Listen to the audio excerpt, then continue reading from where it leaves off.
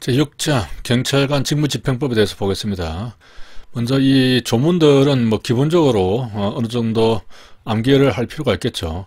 먼저 1조 목적을 보면은 이렇게 쭉 나와 있는데 경직 비명이 규정되어 있다는 것. 그리고 2조는 직무 범위죠. 생범 경정이 교외에서 공황질한다. 그리고 3조부터 이렇게 중요한 내용인데, 자, 두 문자만 따면 불법이, 범위, 사유 이렇게 암기할 수 있겠습니다.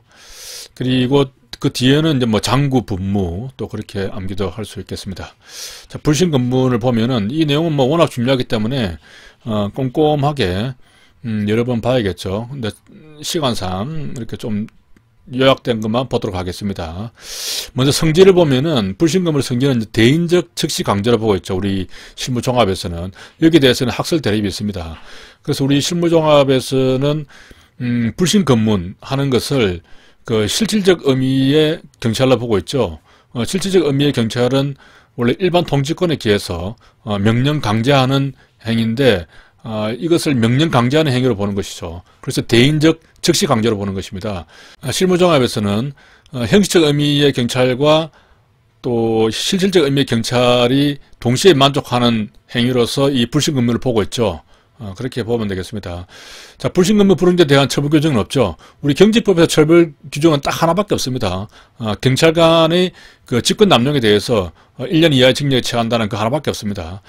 자, 그리고 유의사항에 보면 이제 신분을 표시하는 증표라고 법에는 규정되어 있는데 시행령에는 그 증표는 경찰 공무원증이라고 되어 있죠. 흉장은 아닙니다. 따라서 정복을 입었더라도 경찰 공무원증을 제시해야 한다.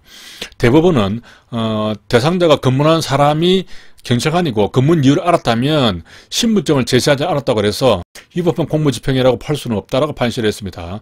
하지만 이 판결 때문에 신분증 제시 의무가 해제된 것은 아닙니다. 그 상황에 따라서 이러한 경우에는 적법한 공무집행을 본다는 것입니다. 그리고 주민등록법에서는 정복 근무 중인 경우에는 신원 표시 정표 제시 의무가 없다라고 규정을 하고 있습니다. 그리고 법률에서 의미 동행 요구했을 때는 의미 동행 거절권이 있다 하는 것을 고지할 의무는 없고 또 진술 거부권이 있다는 것도 고지할 의무는 없습니다. 자, 날치기 사건 직후에 범인하고 유사한 인상 차이의 사람을 앞을 가로막고 정지시킨 것, 이것은 정당하다라고 판례가 규정한 바가 있습니다. 자, 내용을 좀 더 자세하게 이제 요약된 것을 보면은 죄를 범하려 한 사람이 불교일 때 소신껏 모기장 밝히고 동행 요구한다. 그리고 동행 후에는 연변 있음을 고지한다. 자, 이렇게 암기를 할 수 있습니다. 이 내용이 뭐냐면은 죄를 범하였거나 하려 하는 사람, 또 이를 안다고 하는 사람, 이 세 사람에 대해서 불신검문을 할 수가 있죠. 그래서 한꺼번에 암기하면은 범하려 안이 됩니다. 범하였거나 하려 하거나 안다고 하는 사람이 되겠죠. 그리고 그 사람에게 불리하거나 교통에 방해할 때, 그래서 불교입니다. 불교일 때, 자, 소속 성명 신분증을 밝히죠. 그래서 소신껏 동행 목적 이유 장소를 밝힙니다. 모기장을 밝히죠. 모기장은 빨리 읽으면 모기장이 됩니다. 자, 여기 보면은 지금 스님이죠. 불교죠. 불교인데 지금 소신껏 모기장이 저기 있다고 밝히고 지금 데려가려고 하고 있습니다. 모기가 휙 날아다니니까 급하게 이제 모기장 안으로 데려가려는 것이죠. 그 다음에 동행을 한 다음에 가족에게 연락 기회를 주고 변호인 선임권이 있음을 고지하는 것입니다. 그러니까 이 동행하는 과정에서 변호인 선임권이 있다는 것을 고지하는 것이 아니죠. 두 문자만 따면 연변이 되는 것이죠. 동행을 하고 난 다음에 그 사람에게 당신 연변이 있어요 라고 말하는 거죠. 되게 멀리 데려왔죠. 연변까지. 좀 황당하겠죠. 자, 그렇게 해서 연변이라는 것은 장소에 데려간 다음에 알려준다 하는 것을 암기를 하면 되겠습니다. 자, 보호조치를 보겠습니다. 보호조치는 먼저 강제로 보호조치 할 수 있는 것과 임의적으로 할 수 있는 것 두 가지만 잘 구분하면 됩니다. 자, 정신착란 일으키거나 정자가 있죠. 술에 취한 사람은 주치자입니다. 그래서 정주자가 되겠습니다. 자살하는 사람. 그리고 미변부가 되죠. 정주자는 강제로 보호조치를 할 수가 있습니다. 그래서 강제로 정주자, 보호조치는 24시간 동안 할 수 있죠. 24시간 동안. 강제로 정주자 24시간 동안. 무지하게 힘들겠죠. 강제로 정주려면. 자, 미명부는 임의적으로 할 수 있는 보호조치 대상자가 되겠습니다. 여기서 보면 미아도 보면은 본인이 구호를 거절하는 경우에는 제외한다고 되어 있는데 실무상 좀 어렵죠. 뭐 어린애를 자기가 집에 가고 싶다고 해서 미안데 그냥 가라고 해버리면은 나중에 부모한테 엄청 미는 받을 것 같습니다. 자, 주요 사례를 보면은 이게 기출된 것이죠. 이것이 조금 헷갈릴 수 있기 때문에 제가 좀 자세하게 적어놨습니다. 자, 낯선 사람이 집 앞에 서 있다는 신고를 받고 출동하여 주민등록증 제시 요구하였으나 이를 거부하여 신원을 하지 못하였다. 이 적법한 것이죠. 불신 검문에서 경찰관의 요구를 거절하여도 강제할 수 없기 때문에 그렇습니다. 불법 집회를 앞두고 서울역 광장에서 큰 가방을 맨 사람 발견하고 가방 열어달라고 하였는데 이것을 거절하자 강제로 가방을 열고 시내와 소주병을 압수했다. 잘했죠. 그런데 강제로 가방을 여는 것은 이것이 문제되는 것이죠. 가방을 열어달라고 해야 됩니다. 새벽 2시에 한강에 투신하려고 다리 난간 올라가려는 사람 발견하고 그 사람이 거부함에도 불구하고 지구대에서 보고하였다. 강제로 정주해야 되겠죠. 이런 사람들은 강제로 정주자 24시간 동안 해야 됩니다. 자, 길을 잃은 13세 소년을 발견하여 이게 이제 우리 실무종합에 나와 있는 지문인데 제가 이거 보고 약간 웃었습니다. 13살짜리 소년이 길을 잃는다. 요즘 뭐 핸드폰도 있고 아주 뭐 할 거 다 하는데 13살짜리가 길을 잃었다. 좀 어렵습니다. 뭐 한 6살짜리가 잃었다고 하면 모르겠으나 아무튼 뭐 소년이 거부하여 이를 그대로 돌려보냈다. 맞는 거죠. 자, 위험 발생 방지에 출입에 보면은 이것은 또 이 1, 2, 3, 5 요 내용을 잘 알아야 됩니다. 그 장소에 모인 사람, 또 사물의 관리자, 그 밖에 관계인에게 필요한 경고를 할 수 있습니다. 경고. 자, 그래서 요거는 이제 모사죠. 두 문자 하면 모인 사람, 사물의 관리자, 모사, 경고. 우리가 모사한다 그러면 어떤 모의하는 거죠. 역적 모의한다, 뭐 역적 모사한다 이렇게 할 수 있겠죠. 그런 모사하는 사람에게는 경고를 바랍니다. 자, 매우 긴급한 경우에는 위해를 입힐 우려가 있는 사람을 필요한 한도에서 응유시킬 수 있겠죠. 지금 위험하니까 밖에 나가면 안 돼요 하고 응유를 시킨단 말이죠.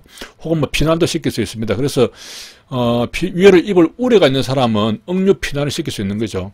이것을 이제 억피입니다. 억피는 우려낸다는 겁니다.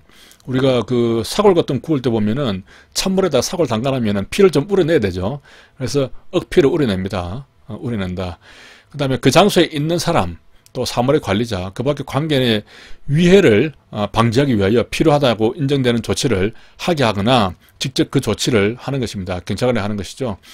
그러니까 이런 같은 경우는 이제 뭐 경찰 긴급건이 발동될 수 있는 부분인데 이 사람은 경찰 책임이 전혀 없는 사람이죠. 단지 이제 그 장소에 있었을 뿐입니다. 그런데 제3자일 수도 있죠. 그런 사람, 그 장소에 있는 사람, 또 사물의 관리자에 대해서 어떤 위험한 행위가 있으니까 그것을 방지하도록 조치를 하게 하는 겁니다. 혹은 우리 경찰관이 직접 하는 것이죠. 그래서 여기서는 두 문자만 따면은 익사가 됩니다. 그래서 익사 방제가 되는 것이죠. 익사는 방제해야 되겠죠. 이걸 섞어내면은 무조건 헷갈리게 되어 있습니다. 그래서 모사는 경고하고 억피는 우려내고 익사는 방지해야 됩니다. 그렇게 암기를 하면 되겠습니다. 자, 그 밑에 보면 이제 경찰 관서의 장은 이렇게 되어 있습니다. 대간첩 작전이나 경찰 관서, 무기고 등 국가 중요시설에 대한 접근 통행을 제한 금지할 수 있습니다.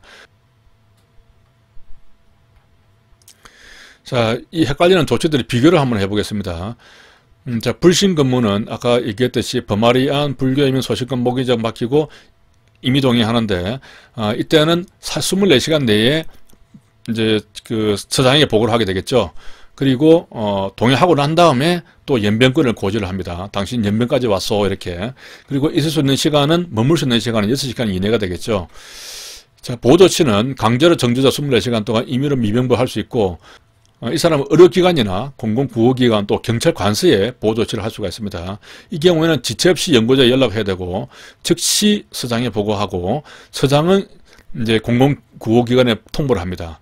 그러니까 공공구호기관에 통보하는 주체가 우리 경찰관이 아니죠. 서장입니다. 서장 명의로 공문이 날아간다는 뜻이겠죠. 서장이 보고한다 하는 것입니다. 또 보호조치하는 과정에서 임시 영치를 하게 되면 이것도 24시간 내에 보고를 하게 됩니다. 보조치는 24시간 동안 할 수 있고, 강제로 정주자 24시간 동안이죠. 임시영치는 10일 동안 할 수가 있습니다. 10일이라는 것은 임시영치에서 시영이 나오죠. 여기서 숫자법으로 10이 됩니다. 이 글자, 이 단어 안에 벌써 10일이라는 말이 숨어 있죠. 그러니까 바로 연상할 수 있습니다. 자, 위험 방지는 모사 경고, 억피 우려, 익사 방지고, 지체 없이 관수상에 보고합니다. 여기에 보면은 조금 헷갈리셨는 부분이 이제 보고하는 시간 관련해서 어떤 것은 24시간 내에 보고를 하고, 어떤 것은 지체 없이 뭐 즉시 이렇게 되어 있는데, 이 보고와 관련해서는 우리 훈령에 이러한 것이 있습니다. 경찰관 직무집행법에 의한 직무집행 시의 보고 절차 규칙, 되게 길죠. 이 보고 절차 규칙에 의해서 보고를 하게 됩니다. 그런데 공제의 실무종합에 보면은 조금 개정된 부분이 있는데 좀 틀린 부분이 있습니다. 그래서 196페이지에 33번 문제 4번 지문이 있는데 이 규칙을 보면은 이러한 우리가 불신 검문을 하거나 보도치하거나 뭐 위험 방지하거나 이런 경우에 전부 다 지체 없이 또 즉시 다 보고를 하게 되어 있습니다. 다만 딱 두 가지만 빠지는 거죠. 빠지는 게 이제 임시 영치했을 때는 24시간 보고하는 거하고 이미 동행했을 때 24시간 보고하는 이거 두 가지만 빼고는 다 즉시하거나 지체 없이 하도록 되어 있습니다. 그러니까 이 두 가지만 잘 암기하면 되겠죠. 그래서 공통적으로 임이 들어갑니다. 임. 여기도 임이 들어가죠. 그래서 님을 보면은 임은 님이죠. 님을 보면은 24시간 동안 있다가 그 다음에 보고를 하면 된다는 거죠. 그 외에는 이제 바로바로 보고를 하고 이제 24시간이 들어가면은 보통 그 야간이 들어가겠죠. 님을 보면은 뭐 밤을 지내더라도 24시간 안에 사후에 보고를 하면 되고 그 외에는 지체 없이 바로바로 부모님께 보고를 해야 됩니다.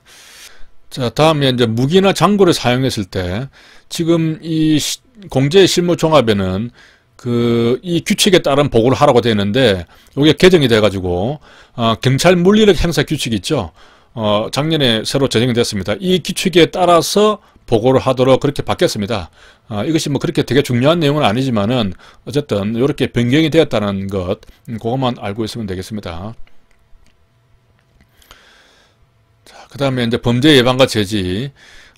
경찰관은 범죄 행위 목전에 행하지를 할 때는 예방하기 위해서 경고를 하고 그리고 생신제의 중대한 손해죠. 그러한 것이 우려가 있을 경우에 또 긴급한 경우에 그때 제지를 할 수 있습니다. 그래서 여기가 기출 문제가 있었죠. 범죄 행위가 목전에 행하여지려고 할 때 경고를 하고 즉시 제지할 수 있다. 이러면 틀리게 되겠습니다. 경고를 하고 즉시 제지하는 것이 아니라 생신제에 대해서 중대한 손해를 끼칠 우려가 있고 또 긴급한 경우에 이런 경우에 제지를 할 수가 있습니다. 그러니까 이것이 틀린 지문이 되는 것입니다. 자, 위험 방지를 위한 출입 보면은 이것도 바로 표를 보겠습니다. 이제 출입할 수 있는 경우 세 가지가 있죠. 이렇게 긴급 출입할 수 있는 경우, 예방 출입, 또 대간첩 검색 출입 이렇게 세 가지가 있습니다. 긴급 출입은 다른 사람의 토지나 건물, 배, 차 등에 이제 출입하는 것인데 이것이 대가택 출입이 되는 것이죠. 시간은 주야를 불문하고 관리자 동의를 얻을 필요가 없습니다. 이런 경우는 뭐 위해가 임박하거나 피해자를 구조하기 위해서 부득이하다고 인정될 때죠. 그러니까 뭐 불이 났다거나 혹은 피해자가 어떤 이런 데 안에서 뭐 112 신고를 했거나 그런 경우죠. 그렇다 하더라도 이 경우는 수사 목적으로는 들어갈 수 없는 부분입니다. 위해가 임박하기 때문에 예방을 하거나 혹은 피해자를 구조를 하기 위해서 들어가는 것이지 수사 목적은 아니라는 것이죠. 수사 목적을 하려고 하면은 영장을 받아야겠죠. 압수수색 영장을 받아야 되는 것이죠. 자, 그런 경우에 이제 주야를 불문하고 관리자 동의도 필요 없다는 것이고, 그 다음에 이제 예방 출입은 예방이니까 그렇게 뭐 긴급한 건 아니잖아요. 그러니까 공개된 장소에서 또 영업이나 공개된 시간에 들어가서 그 관리자의 또 동의를 받아야 됩니다. 다만 이제 대간첩 검색에 있어서는 자, 여기 보면은 제2항에 따른 장소를 검색할 수 있다고 되어 있죠. 제2항의 장소가 이게 다 공개된 장소죠. 그러니까 이 대간첩 검색에 있어서도 공개된 장소에서만 할 수가 있는 겁니다. 뭐 일반 개인의 건물이라든가 이런 데는 할 수 있는 것은 아니죠. 공개된 장소에 한해서 다만 이제 뭐 주야를 불문하고 또 동의도 필요 없이 들어갈 수 있다는 그런 부분이 되겠습니다. 그래서 이 표를 잘 암기를 해야 되겠습니다. 제8절 사실 확인 및 출석 요구. 자, 경찰 관서장은 국가기관이나 공사단체 등의 직무 수행에 필요한 사실을 조회할 수 있습니다. 긴급한 경우에는 소속 경찰관으로 하여금 현장에 나가서 바로 협조를 받아서 사실을 확인하게 할 수도 있다라고 되어 있습니다. 우리 경직법에 보면은 그 업무의 주체가 대부분 경찰관으로 되어 있습니다. 경찰관으로 되어 있는데 경찰 관서의 장으로 되어 있는 것이 세 가지가 있고 또 경찰서장으로 되어 있는 것이 두 가지, 경찰청장으로 되어 있는 것이 세 가지가 있습니다. 그것들만 잘 구분을 하면은 나머지는 모두가 경찰관의 주체다 이렇게 볼 수 있겠죠. 여기 아래에 보면은 제가 경찰 관서의 장으로 이렇게 나오는 것이 두 가지가 있다고 기술했는데 제가 찾아보니까 세 가지예요. 하나가 더 늘어났습니다. 예, 그렇게 이해를 해주시고 그것은 이제 아래에 정리를 했습니다. 그리고 이제 경찰청장이 하는 것도 두 가지라고 했는데 여기서도 또 하나가 또 더 발견이 됐습니다. 자, 이렇게 해서 주체가 누구인지를 묻는 문제가 나오기 때문에 이것들을 전체 일목요연하게 한번 정리를 해보겠습니다. 자, 경찰 관서의 장이 주체가 되는 것은 위험 발생 방지 조치를 했을 때 관계기관에 협조 요청을 하는 것입니다. 이것은 뭐 당연히 공문을 보내거나 할 때 이제 관서의 장의 이름으로 공문을 보내게 되겠죠. 이때 이제 관서의 장이라는 것은 아래 이제 서장하고 다른 개념인데, 자, 여기 보면은 경찰서 지구대 파출소 출장소까지 포함되는 개념입니다. 출장소의 장, 그러니까 출장소장도 경직법에서는 관서의 장이 되는 것이죠. 그렇게 보시면 되고, 자, 계속해서 보면은 대간첩 작전이나 또 뭐 경찰 관서 무기고 등 국가 중요 시설에 대한 접근 통행 제한을 할 수가 있습니다. 그리고 이제 방금 본 사실 조회를 할 수 있는 것이죠. 그래서 이렇게 해서 세 가지인데 우리 경찰 관서의 장은 정말로 많은 일을 하죠. 그래서 위대한 일을 합니다. 위대사. 위대한 일을 하는 경찰 관서장. 이렇게 해서 세 가지를 위대사로 암기를 해주시면 좋겠습니다. 자, 그러면은 서장은 어떤 일을 하느냐? 구호 대상자를, 그러니까 보호 조치하는 경우를 말하겠죠. 그러한 구호 대상자를 공공보건의료기관이나 공공구호기관에 인계를 하게 됩니다. 그랬을 때 그 기관이나 혹은 감독행정청에 통보를 하는 것입니다. 그리고 또 하나는 이제 그 범인을 검거했을 때 그 신고 보상금이 나가죠. 그 보상금은 이제 뭐 경찰청 또 지방청 경찰서에 이렇게 설치를 할 수 있는데 뭐 경찰서에서 이렇게 그러한 것을 결정을 했으면은 서장명의로 나가게 되는 것이죠. 청장은 좀 간단합니다. 국제협력은 당연히 국가를 대표해서 하는 것이니까 청장의 주체가 되겠죠. 그리고 위해선 경찰 장비를 신규 도입할 때 국회에 있는 소관 상임위, 그러니까 행안위가 되겠죠. 거기에 안정성 검사 결과를 보고를 하게 됩니다. 당연히 이제 국회에 보고를 하는 것이니까 또 경찰청을 대표해서 당연히 주체가 청장이 될 것입니다. 그리고 아까 이제 위에서 봤듯이 그 손실보상 또 범인 근거에 대한 보상할 때 이때 그 위원회가 설치가 되면은 그러한 보상금을 지급을 하게 되는 것이죠. 다만 여기서 이제 손실보상 같은 경우는 경찰서에는 설치가 되지 않죠.